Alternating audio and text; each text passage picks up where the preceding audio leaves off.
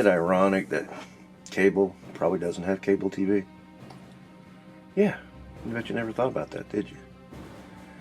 So yeah, here's our man Cable. I kept going back and forth on this figure because it's the animated look, and I'm like, well, and back, forth, back, forth, back, forth. I finally just picked him up. Hell with it. You know, they're not going to do this Cable or something close to this Cable probably in forever, so may as well just take the plunge. Maybe I'll switch the head out one day, I don't know, but yeah, you know the packaging, you know the cross sell. I'm really not interested in most anything on here. I was barely interested in Cable. I just went with it, and here he is. Okay, so with that said, let's get him out of the box and see what he's all about. Okay, so out of the box, the guns are ridiculously sized, and the yeah, it's Cable. I mean, that's purely what it is. The major thing I hate about this figure is those shoulder pads. They really, you can't bring the arms forward at all. It's kind of a shame. And yeah, the eyes. I mean, let's face it, the eyes are messed up, and they're messed up in the animation, so they're going with the animation. I don't know why they did that. I really have never figured it out. And I don't think they have a reason. They just did it.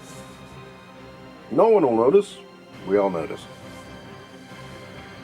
Has these blast effects which kind of look like Iron Man's, which is a little disappointing. But they can go in the end of the guns at least. Got a fist and an open hand that you can mess with. I remember when Cable was the biggest thing in the world, and like, you know, it's kind of funny now. It's like people just kind of half remember him. He was huge at one point. I don't know. Was it, you know, revealing that he was Cyclops' son from the future kind of diminished his popularity? I don't know.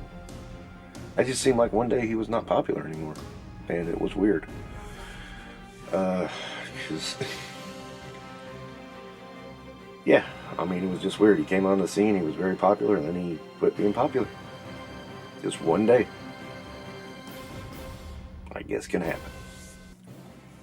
So yeah, I thought he had that open hand so he could, you know, hold the gun in his hand. And remember how he used to cock the laser pistol, laser rifle? It was like the stupidest thing in the world. But yeah, no, he can't do that. He can't even bring it across. It's just not in his design. Good job, Hasbro. You did it again. There's also no way to package weapons, even though on the card art it actually shows him carrying his rifle on his back.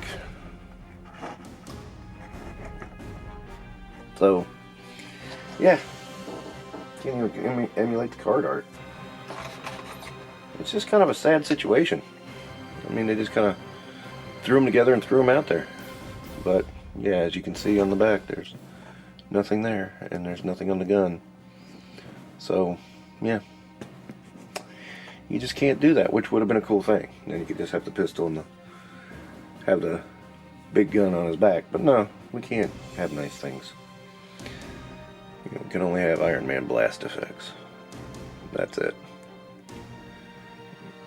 And I don't know, I think that even for Cable, that's a bit ridiculous. I don't know, maybe it's just me.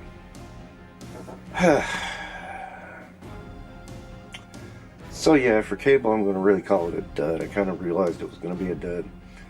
But you know, part of me in the back of my head was like, you know, Nightcrawler wasn't so bad. Bishop wasn't so bad. Different, but not so bad. This one, yeah, the weakness of the animated figures is coming through very heavily with this one. It's very plain. And for Cable, that's not a good thing. And you know, the green here takes away from the silver, etc. Oh yeah, he fell down and went boom. But yeah, I think you follow what I'm saying, is that It's kind of like Cable's illustrious career. It's like, you know, it was pretty strong showing, and then all of a sudden it just kind of just stopped. It wasn't cool anymore. And man, this gun is so cumbersome and heavy. It actually keeps bending where I put it at. It wants to fall down. So yeah, another strike. If you don't have a cable, I can see why you'd want it. If you do have a cable, there's almost every cable's better. So that's where I'm at with this thing. Yeah, I would say very disappointing. But, you know, if you're stuck with no cable, you have to get this. And I would call him probably satellite instead of cable, because he's just not that clear. So, how's everybody doing? Today, we're going to take a look at Skullbuster. Look, when I broke down and decided to build the Bone Breaker Wave, I just decided, you know, I'm getting a X-Men villain set anyway, so why not get Skullbuster? And so I got him, and there he is. Now, his accessory complement was weak as hell. He came with that stupid looking gun, same gun that came with Deathlock, and that's it. I'm like, one of the things about the Reavers is they had guns, lots of them. So gee, where could I turn to find guns? Yeah, you guessed it.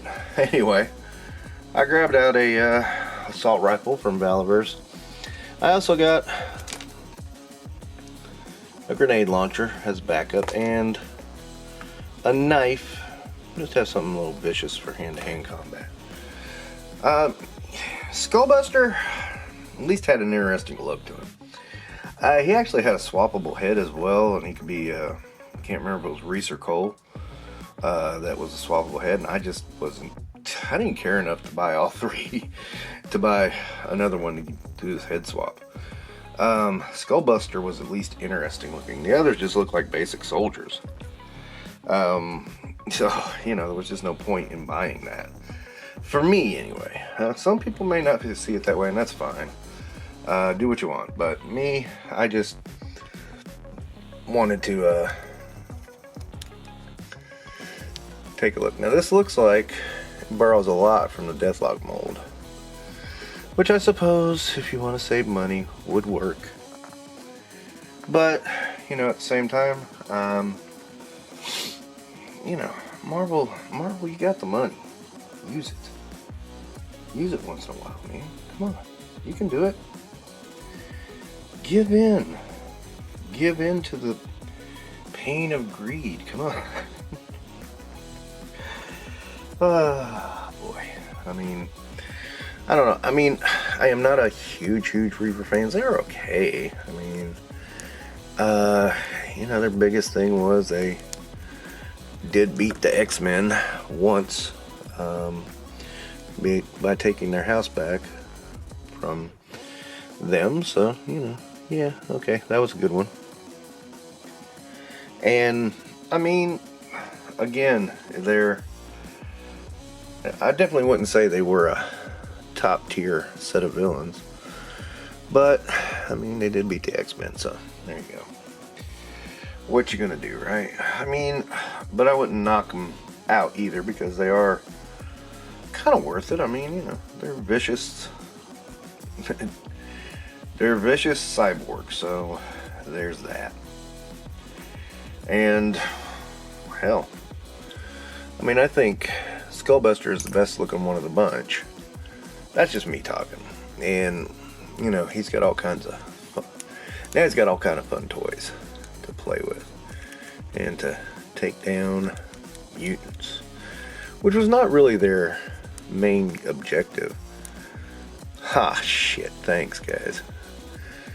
I'm just gonna keep going. Their real thing was, you know, really just thieving and killing. But, you know, taking down mutants did come in on the side as well. So, not a bad figure, not a great figure either. You know, he's just kind of there. I mean, I can see arguments as to, you know, what could be improved on this figure, and I can see arguments of this is really just all you need. So, with that in mind, I mean, it kind of becomes, you know, when's enough enough? In my mind, I mean, as long as it looks the part well enough that people accept it, then what's the problem? And that don't happen too often. But, you know, this is a lower tier type of villain anyway. I don't think the Reavers get much attention anymore. I mean, when was the last story the Reavers were in? Jesus. They were big in the Outback years, but I mean, that was only for that time. Damn it. Damn it, Skullbuster. Do what I tell you. Now.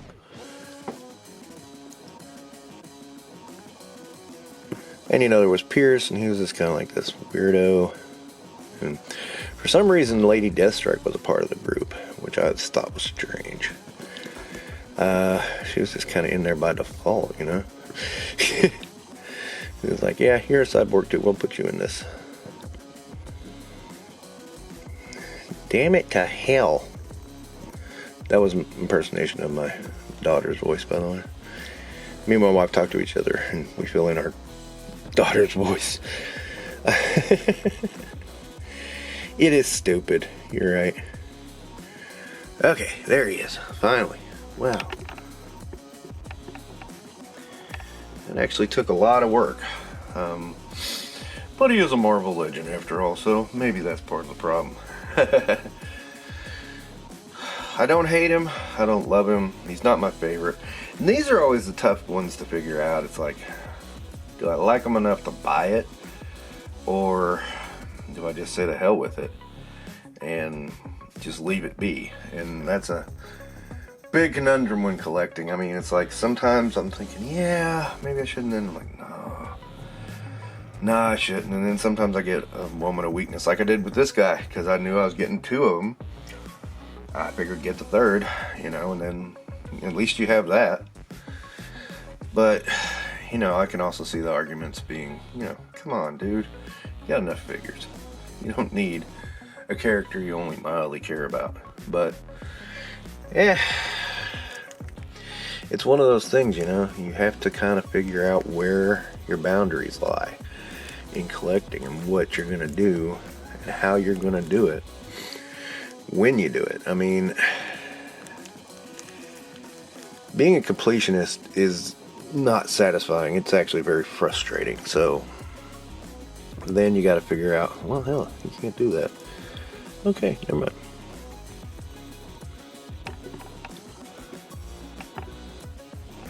So then you got to figure out, you know, what do I want out of this collection? And who do I want? You know, and X-Men are a big one. X-Men villains are also a big one. So it was like, yeah, I do want X-Men villains, but how many and how far do I go with X-Men villains? It's like, ooh, that's such a tough question. It's a tough one with Avengers. It's a tough one with everybody. So, you know, at the end of the day, I decided to go with this set, in this villain. So I may not want to go with another villain tomorrow. I mean, it goes back and forth like that. It's constant. It's like, do I or don't I? And there's a lot of indecisiveness, and that's the point. That's the hard part of collecting. So, you know, in the end, it's also very fun. I mean, and that's really the point. As long as it's still fun, then it works. When it quits being fun, when things like this get frustrating, that's when you need to take a step back, maybe. Duh. Omega Red here to be stereotypical Russian bad guy. I mean, isn't that what he was? I mean, when you really think about it, Wasn't he just a stereotypical Russian bad guy? And, I mean, yeah. So, this came out of the Marvel Legends collection. I don't know if the guy had the 5-pack, and he had this and Cyber in it, or if this is the single pack one. I didn't try to find out. I did want an Omega Red. I got this one. He's got the shorter tendrils too. I just, I'll be honest, I'm getting worn down, and I'm not digging for all the accessories right now. Just because, you know, I'm doing all these videos with a cold, and you know, it's been one right after the other, right after the other. I'm doing about 30 to 40 at a time. Maybe I'm exaggerating a little bit. I don't know. Last one, yeah. I'll bet, because the last time I unloaded the SD card, it was 20 videos. So I bet it is, yeah. Because these are all one take. One time, one take. Nail it down, move on. I mean, it's a good enough figure. I like it. Not my favorite character, but not one I hate. Falls into that category again. And he has his face. He kind of looks like Axl Rose, don't he? Never noticed that before. Back onto the jungle, we got fun and games.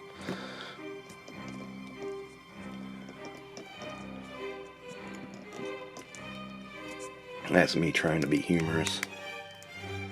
So, his hair does hinder him a little bit, but not majorly.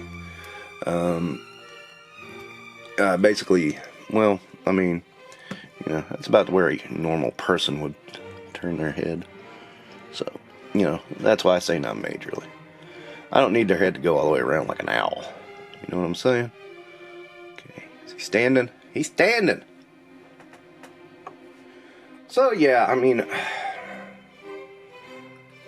you know, this to me is, a lot of people really love Omega Red. I'm kind of, I don't hate him, but he's not as high up on my list as he is on others. You know, his first appearance was alright. The more you learned about him, the more you kind of, I don't know, there was something about him that just wasn't as fun. And I don't want to say I lost interest, but then again, interest, you know, to someone who had read the X-Men in the 70s and into the 80s, the 90s really, it wasn't satisfying as the previous one was. And I'm trying not to sound like an old man saying that, because I was in my 20s. But there was a luster in the X-Men that was lost. What was funny is people were just coming in, and, you know, those of us that have been there for years were just like, eh, you know, it's okay. It's alright. We don't mind it. Oh, yeah, we do. It's, you know, after you live through the original days of Future Past when it happened, it's really hard to measure up, and those stories did not measure up.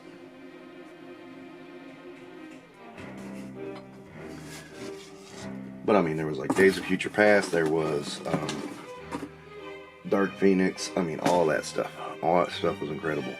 And, dear Lord, even Mutant Massacre was game-changing for its time. I mean, it was just like, what the hell just happened?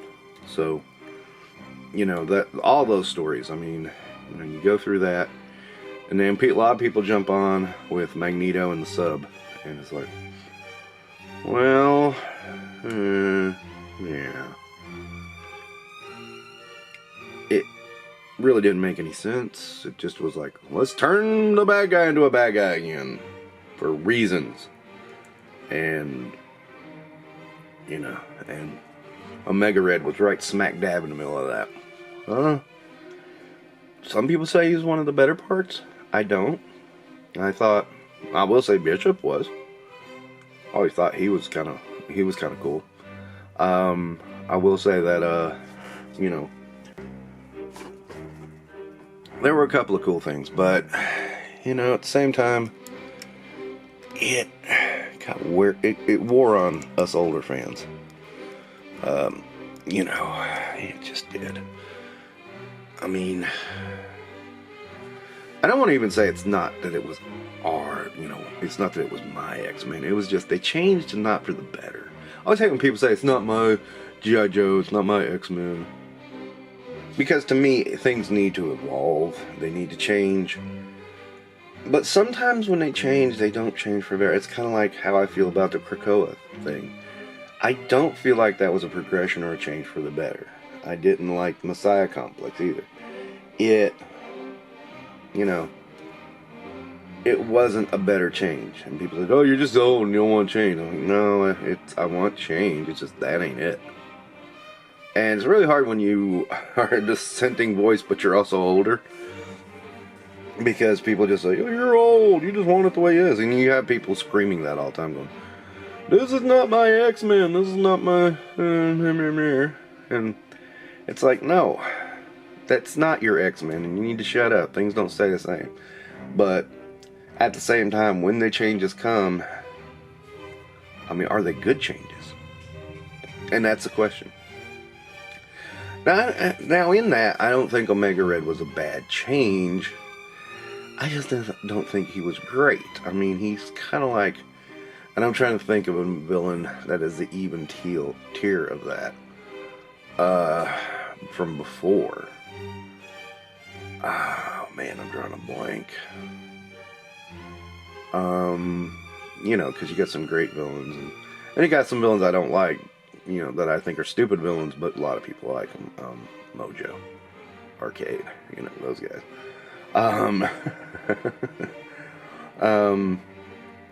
Man, I'm drawing a blank right now. Shit. Ex-villains that just didn't quite make a cut. And I can't think of one from that era. And there's plenty of them, I know, and I'll probably think of about 10 of them after I shut this camera off. So, again, I mean, not a terrible figure, not a terrible character, but not one of my favorites. So, we'll say it that way. I mean, it's a good question. Is it nostalgia because that's what you like? And I keep asking this question all the time. Is it nostalgia because that's what you like? I mean, or is it just, that what's going on now doesn't appeal anymore? And you got to kind of make a decision. Are you going to bitch about what's going on now? Or you going to enjoy what you enjoyed and ignore the rest? I'm kind of enjoy what I enjoyed, and screw the rest, man. I don't need, there's plenty of new stuff I do enjoy. Invincible. That's a good example. The Boys is pretty good. There's new stuff all the time. Of course, that isn't new stuff because those comics were around a long time ago.